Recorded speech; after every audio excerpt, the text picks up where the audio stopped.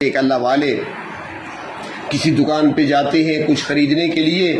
اس زمانے میں سکے ہوا کرتے تھے، چاندی کے سکے ہوتے تھے، سونے کے سکے ہوا کرتے تھے، اور جب ان پر نشان پڑ جاتے تھے تو ان کو کہا جاتا تھا کہ سکہ کھوٹا ہو گیا، پھر وہ دکاندار نہیں لیا کرتا تھا.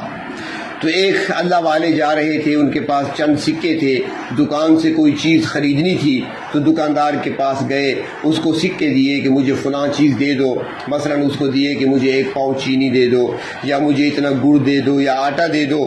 دکاندار نے جب سکے دیکھے تو ان پر سارے داغ پڑے ہوئے تھے، نشان پڑے ہوئے تھے.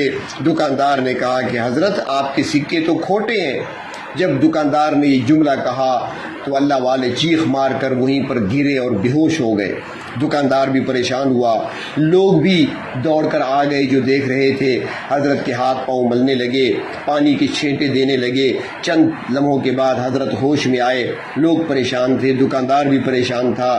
لوگ دکاندار سے کہہ رہے تھے کہ آپ نے حضرت کو ایسی کون سی بات کی ہے کہ حضرت بے ہوش ہو گئے صدمے سے. دکاندار عرض کرنے لگا میں نے تو کچھ نہیں کہا. تو لوگ حضرت سے کہنے لگے حضرت کیا پریشانی ہے، ہمیں بتائیں، ہم آپ کے حکم کی تعمیر کے لیے حاضر ہیں. وہ اللہ والے کہتے ہیں بیٹا ایسی کوئی بات بھی نہیں ہے، نہ دکاندار نے کوئی بات غلط کی ہے، نہ کوئی اور واقعہ پیش آیا. در حقیقت بات یہ ہے کہ میں نے دکاندار کو سکے دیے، میں نے کچھ خریدنا تھا، میں پر امید تھا کہ ان سکوں کے بدلے میں کوئی چیز خرید لوں گا اپنا پیٹ بھرنے کے لیے. لیکن جب میں نے سکے دیے تو دکاندار نے کہا کہ آپ کے سکے کھوٹے ہیں. مجھے فوراً خیال آ گیا کہ ہمیں اپنے اعمال پر بھی تو بڑا بھروسہ ہے کہ ہم نے نمازیں پڑھی ہیں، ہم نے نفل پڑھے ہیں، ہم نے تلاوتیں کی ہیں، ہم نے تسبیحات پڑھی ہیں، ہم نے ذکر و اذکار کیا ہے. ہم بڑے مطمئن ہوتے ہیں کہیں ایسا نہ ہو کہ روز قیامت پروردگار عالم کہہ دیں میرے بندے تیرے اعمال تو کھوٹے ہیں. اگر وہاں اللہ نے یہ کہہ دیا تو ہم کہاں جائیں گے.